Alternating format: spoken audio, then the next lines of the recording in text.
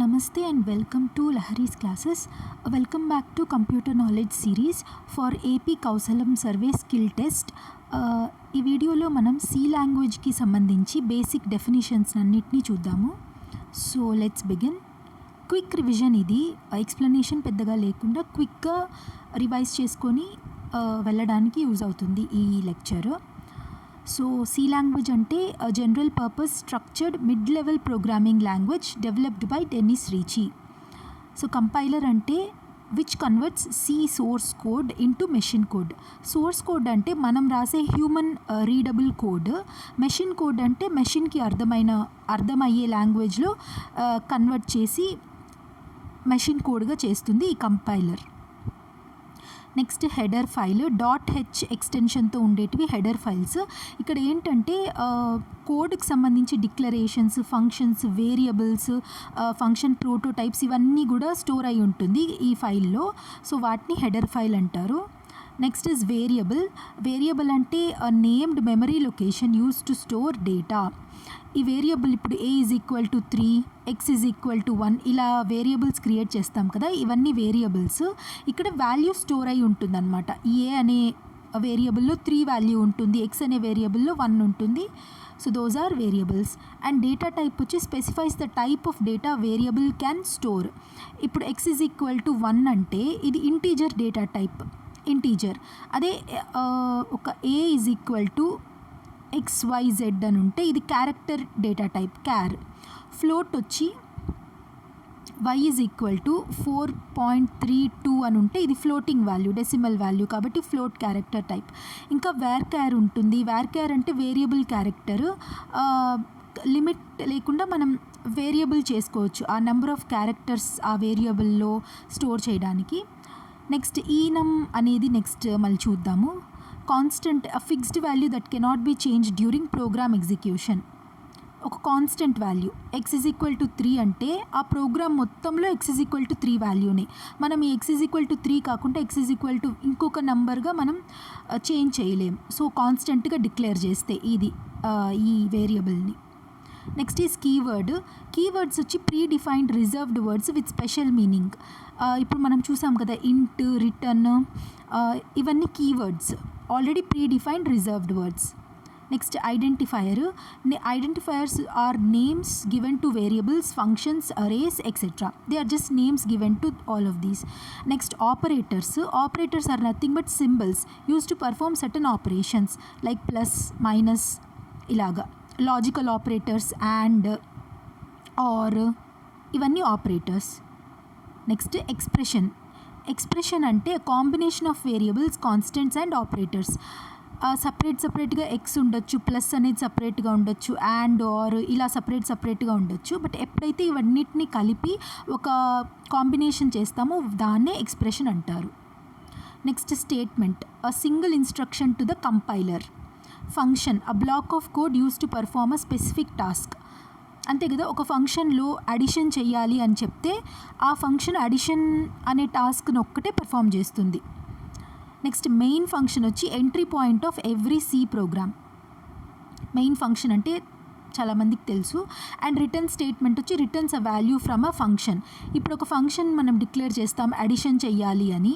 ఈ రిటర్న్ ఏం చేస్తుందంటే ఆ ఫంక్షన్ లోపల వచ్చిన ఆన్సర్ని రిటర్న్ చేస్తుంది, ఆ వాల్యూని అడిషన్ అంతా చేసి లాస్ట్లో వచ్చిన ఆన్సర్ని రిటర్న్ చేస్తుంది. Next pointer. పాయింటర్ వచ్చి ఆ variable that stores the memory address of another variable. మనం వేరియబుల్లో చూసుకుంటే వాల్యూస్ స్టోర్ అయి ఉన్నాయి అని అనుకున్నాము. ఇక్కడ పాయింటర్లో మెమరీ అడ్రస్ స్టోర్ అయి ఉంటుందన్నమాట. పాయింటర్ ఆ వాల్యూ యొక్క అడ్రస్. నెక్స్ట్ అరే. అరే వచ్చి collection of elements of the same data type. ఇప్పుడు ఒక 1, 2, 3, 11, 100 ఇలా ఉంటే ఇవన్నీ ఇంటీజర్ డేటా టైప్స్. నెక్స్ట్ అలా కాకుండా ABC, యాపిల్ ఇలా ఉన్నాయనుకోండి, ఇవన్నీ క్యారెక్టర్ డేటా టైప్స్. ఇలా సేమ్ డేటా టైప్స్ ఉండే వాటిని అరేస్ అంటారు. Next string. స్ట్రింగ్ వచ్చి sequence of characters ending with a null character. Null character అంటే ఏ వాల్యూ లేదు అని అర్థం. Or zero. Zero is not null. Null అంటే ఎంటీగా ఉంది, ఆ వేరియబుల్లో ఏ క్యారెక్టర్స్, ఏ నంబర్స్, ఏ వాల్యూ కానీ లేదు అని అర్థం. Next structure, user defined data types that groups different data types, అవి స్ట్రక్చర్ అంటారు. డిఫరెంట్ డేటా టైప్స్ ఉంటాయి కదా, వాటినన్నిటిని గ్రూపింగ్ చేయడమే స్ట్రక్చర్ చేస్తుంది. Next union, data type where all members share the same memory. ఒక డేటా టైప్లో అంటే ఇదర్ అరేస్ కానీ లిస్ట్, క్యూ, స్టాక్స్ ఇవన్నీ ఉంటాయి కదా, ఇవన్నీ data type where all members share the same memory. అంటే ఒక ఇంటీజర్ కానీ క్యారెక్టర్ ఇలా డేటా టైప్స్ డిఫరెంట్ ఉంటాయి కదా, దాంట్లో ఉన్న మెంబర్స్ అన్నీ కూడా అందరూ కూడా సేమ్ మెమరీ అడ్రస్ని షేర్ చేస్తారు. That is union. అండ్ ఈనమ్ వచ్చి యూజర్ డిఫైన్ డేటా టైప్. మనం యూజర్ డిఫైన్ చేసుకోవచ్చు, లైక్ ఇంట్, క్యార్, ఫ్లోట్ ఇవంతా కూడా సిస్టమ్ డిఫైన్డ్. అవి ఎంత ఈనమ్ వచ్చి యూజర్ డిఫైన్, మనం డిఫైన్ చేసుకోవచ్చు ఆ డేటా టైప్ని. నెక్స్ట్ లూప్ వచ్చి repeats a black of code until a condition is met. Loop ఎలా రాస్తాము అంటే ఇప్పుడు ఒక కండిషన్ ఇచ్చేస్తాం, if X is greater than 10 అయ్యేంత వరకు కూడా ఆ కండిషన్స్ ఆ లూప్ తిరుగుతూనే ఉండాలి, ఎగ్జిక్యూట్ అవుతూనే ఉండాలి. సో వన్స్ ఆ కండిషన్ మెట్ అయిపోయింది అనుకోండి, తర్వాత ఆ లూప్లో నుంచి ఫంక్షన్ కోడ్ అనేది బయటకు వచ్చేస్తుంది, మనకు వాల్యూ ఇస్తుంది. So that is loop. Next while loop. While loop వచ్చి checks condition before the execution of the code. అంటే మనం కోడ్ ఇక్కడ రాస్తాం కదా, ఆ కోడ్ రాసే ముందే వైల్లో ఇక్కడ రాస్తామన్నమాట కండిషన్. ఫస్ట్ ఈ కండిషన్ని చెక్ చేసి తర్వాత కోడ్ లోపలికి వెళ్తుంది, దెన్ కోడ్ ఎగ్జిక్యూట్ అవుతుంది. అదే డూ వైల్ లూప్ వచ్చి executes once before checking the condition. ఆ కోడ్ ఒకసారి ఎగ్జిక్యూట్ అయిపోయి తర్వాత చెక్ చేస్తుంది, ఒక్కసారే once before checking the condition, తర్వాత చెక్ చేసి తర్వాత ఈ లూప్ వెళ్తూ ఉంటుందన్నమాట. నెక్స్ట్ ఫార్ లూప్ వచ్చి initialization, condition and update in one line ఉంటుంది. ఫార్ అని రాసి ఇక్కడ ఇనిషియలైజేషన్, ఇక్కడ కండిషన్ కమాస్తో రాస్తాం కదా, నెక్స్ట్ అప్డేట్ ప్లస్సా మైనస్సా అలా రాసి క్లోజ్ చేస్తాం బ్రేసెస్ని. So that is for loop. Next conditional statement executes code based on conditions, if, else, switch ఇవన్నీ conditional statements. Next break statement ఎక్కడైనా లూప్లో కనిపించింది అంటే ఆ కోడ్ మొత్తం ఇంకా స్టాప్ అయిపోతుంది, ఎగ్జిక్యూషన్ స్టాప్ అయిపోయి బయటకు వచ్చేస్తుంది అనమాట. That is exits from a loop or switch. Continue statement skips current iteration and moves to next iteration. Continue అవుతూ ఉంటుంది, ఈ ఐటరేషన్ కంటిన్యూ చేసుకుంటూ వెళ్తుందన్నమాట. Next switch case, multi branch selection statement. ఇప్పుడు స్విచ్ కేస్ అంటే కేసెస్ ఉంటాయి కదా, case 1 x greater than 5, case 2 x less than or equal to 10 ఇలా ఉంటుంది కదా కొన్ని కేస్ స్టేట్మెంట్స్. ఇలా multi branch selection స్టేట్మెంట్స్ని switch case అని అంటారు. నెక్స్ట్ రికర్షన్ వచ్చి ఆ ఫంక్షన్ కాలింగ్ ఇట్ సెల్ఫ్, ఒక ఫంక్షన్ మల్టిపుల్ టైమ్స్ ఆ ఫంక్షన్నే కాల్ చేయడం, అది రికర్షన్. అండ్ డైనమిక్ మెమరీ అంటే memory allocated during run time using MALLOC or CALLOC. Dynamic memory అంటే రన్ చేస్తున్నప్పుడు అప్పటికప్పుడు మెమరీని అలొకేట్ చేయడం. నెక్స్ట్ డాంగ్లింగ్ పాయింటర్స్ అంటే ఆల్రెడీ చూసాము, పాయింటర్స్లో అడ్రస్ ఉంటుంది, ఆ మెమరీ యొక్క అడ్రస్ ఉంటుంది. సో ఈ డాంగ్లింగ్ పాయింటర్ వచ్చి a pointer that points to freed or invalid memory. ఇంకా మెమరీలో ఏం లేదు, ఆ ఫ్రీ అయిపోయిన మెమరీని ఆ డాంగ్లింగ్ పాయింటర్ పాయింట్ చేస్తుంది. నెక్స్ట్ నల్ పాయింటర్ వచ్చి a pointer that points to nothing. ని పాయింట్ చేసేది null pointer. Next file handling అంటే reading and writing data to files using fopen or fprintf, ఇది file handling. And processes directives like include, define ఇలా ఉంటాయి కదా functions, వీటిని process చేస్తుంది compile చేసే ముందు, కోడ్ మొత్తాన్ని కంపైల్ చేసే ముందు ఇలా ప్రాసెస్ చేస్తుంది ప్రాసెసర్. నెక్స్ట్ మ్యాక్రోస్ అంటే nothing but piece of code that gets replaced at compile time using define. Next library function, predefined functions provided by C లైబ్రరీస్లో ఆల్రెడీ ప్రీడిఫైన్డ్ ఫంక్షన్స్ ఉంటాయి, అడిషన్స్కి, సబ్ట్రాక్షన్స్కి ఇలాగా మనం కోడ్ రాయాల్సిన అవసరం లేదు. ఈ ప్రీడిఫైన్డ్ ఫంక్షన్స్ని యూజ్ చేసి మనం ఆన్సర్స్ తెచ్చుకోవచ్చు.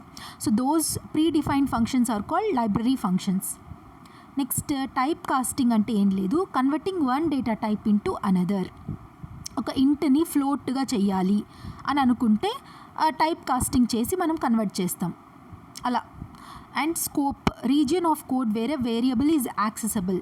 ఎంత స్కోప్ ఉంది ఆ కోడ్కి అంటే ఎంతవరకు ఆ కోడ్ అప్లై అవుతుంది, ఎంతవరకు ఆ వేరియబుల్ని మనం యాక్సెస్ చేసుకోగలుగుతాం, అదే scope.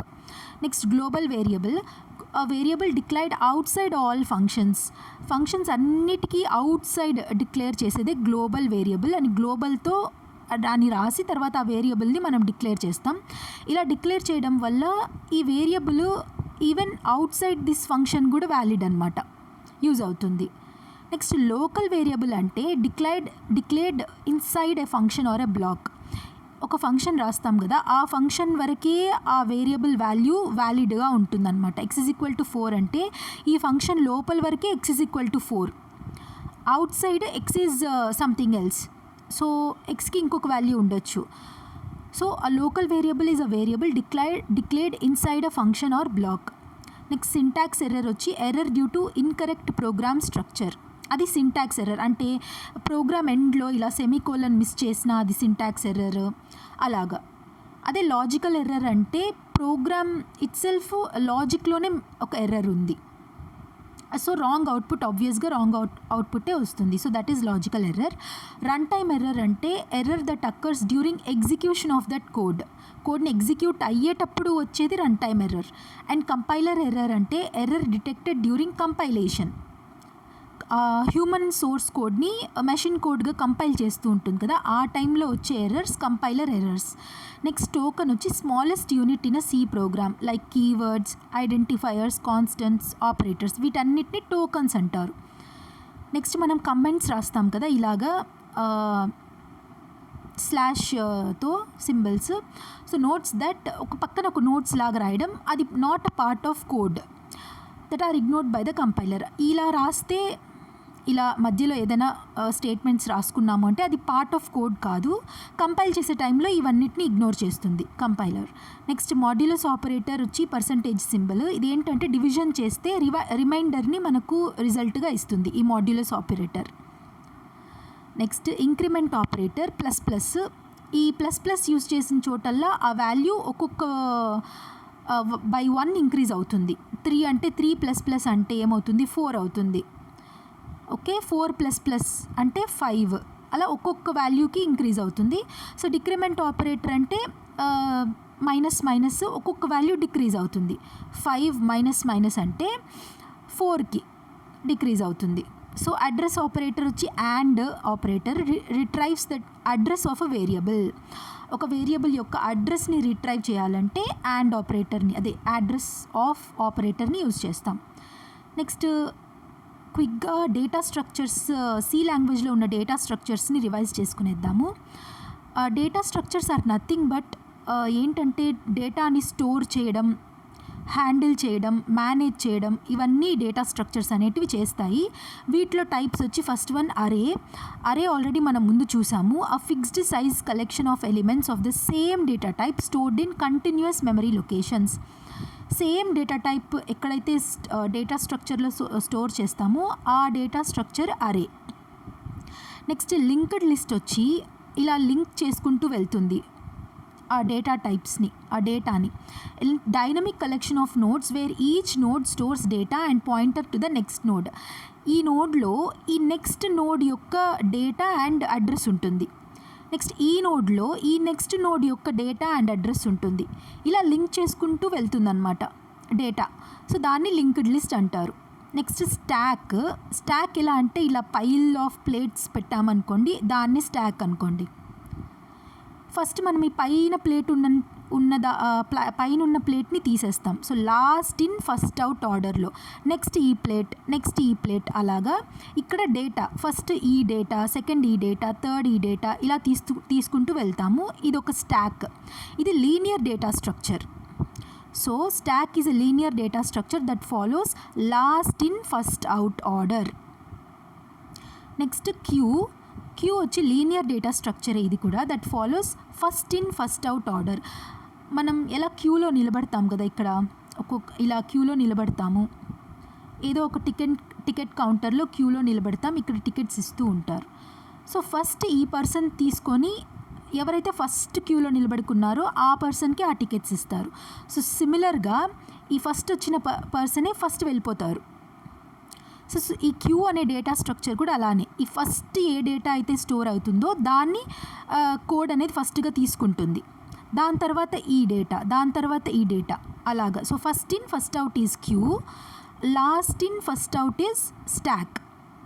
Okay, first in first out is queue, last in first out is stack. Next is tree. Tree అంటే ఏం లేదు, జస్ట్ ఇలా ట్రీ లాగానే ఇలా మళ్ళీ ఇక్కడ బ్రాంచెస్, మళ్ళీ వీటికి ఒక బ్రాంచెస్, మళ్ళీ ఇలా, ఇది ట్రీ లాగా ఉంది కదా. సో ఇది hierarchical data structure made of, ఇవన్నిటిని నోడ్స్ అంటారు.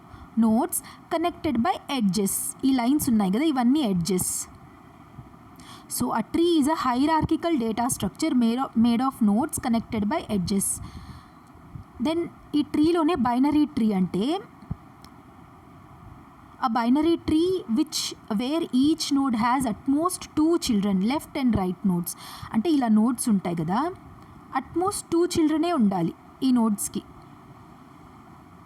చూడండి, అట్మోస్ట్ 2 చిల్డ్రనే ఉందా ఈ నోడ్కి, అండ్ ఈ నోడ్కి అట్మోస్ట్ 2 చిల్డ్రనే ఉందా, ఈ నోడ్కి అట్మోస్ట్ 2 చిల్డ్రనే ఉందా, అంటే అట్మోస్ట్ 2 ఉండాలి, ఈదర్ 1 ఉండొచ్చు లేకపోతే అస్సలు లేకుండా కూడా ఉండొచ్చు. సో అట్మోస్ట్ అంటే అది meaning. Then binary search tree వచ్చి where left is less than root node less than right node used for fast search అనమాట. ఇది ఒక special type of binary tree. So ఈ కండిషన్ని బేస్ చేసుకొని మనకు కావాల్సిన డేటాని వెతుక్కుంటూ వెళ్తుంది ఆ ట్రీలో. నెక్స్ట్ గ్రాఫ్ నథింగ్ బట్ ఒక మ్యాప్ లాగా, a set of nodes and connections use to represent networks. ఇలా నెట్వర్క్స్, ఇలా నోడ్స్ ఎడ్జెస్ ఇలా కనెక్ట్ అయ్యి నెట్వర్క్స్, ఈ నెట్వర్క్ చూపిస్తూ వెళ్తుంది మనకు కావాల్సిన డేటా వరకు.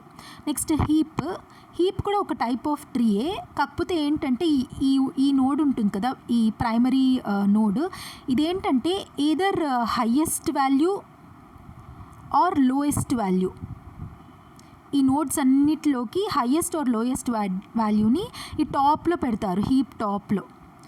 దాన్ని బేస్ చేసుకొని ఈ డేటాని ఈ నోడ్స్ని అంతా కూడా అరేంజ్ చేసుకుంటారు. సో హీప్ వచ్చి a complete binary tree use to implement priority queues following min or max ordering. నేను చెప్పాను కదా, హైయెస్ట్ వాల్యూ కానీ లోయెస్ట్ వాల్యూని కానీ టాప్ నోడ్లో పెడతారు ఈ హీప్లో. తర్వాత ఇక్కడ ఇలాగా తర్వాత ఇలా ట్రీ అనేది కంప్లీట్ ట్రీ అనేది ఫామ్ అవుతుంది. Next hash table. హ్యాష్ అనేది ఒక అడ్రస్ స్టోర్ చేసుకున్న ఒక పాయింటర్ లాంటిది, ఇండెక్స్ లాగా. ఇప్పుడు మన ఒక బుక్లో ఫస్ట్ పేజ్లో ఇండెక్సెస్ ఎలా ఉంటాయి, మనకు కావాల్సిన చాప్టర్ పేజ్ నెంబర్స్ ఎలా మెన్షన్ చేస్తారో అలాగా ఈ హ్యాష్ టేబుల్లో ఇండెక్సెస్ ఉంటాయి. ఏం చేస్తుంది ఈ hash table, maps keys to values for fast lookups using hashing. ఇప్పుడు మనకు కావాల్సిన వాల్యూ కావాలంటే ఆ ఇండెక్స్ని బేస్ చేసుకొని మనం సెర్చ్ చేస్తే మనకు కావాల్సిన వాల్యూ ఎక్కడ ఉంది అనేది తెలిసిపోతుంది. ఓకే, సో మనం ఎండ్కి వచ్చేసాము. ఇది బేసిక్స్, డెఫినిషన్స్. నెక్స్ట్ వీడియోలో కోడింగ్ గురించి మనం చూద్దాము. కొన్ని కోడ్స్ తీసుకొని దానికి అవుట్పుట్స్ ఏమొస్తాయి, కోడింగ్ ఎలా చేయాలి అనేది నెక్స్ట్ లెక్చర్లో చూద్దాము. సో రివైజ్ చేస్తూ ఉండండి. Thank you so much for watching till the end. God bless you all. Jai Hind.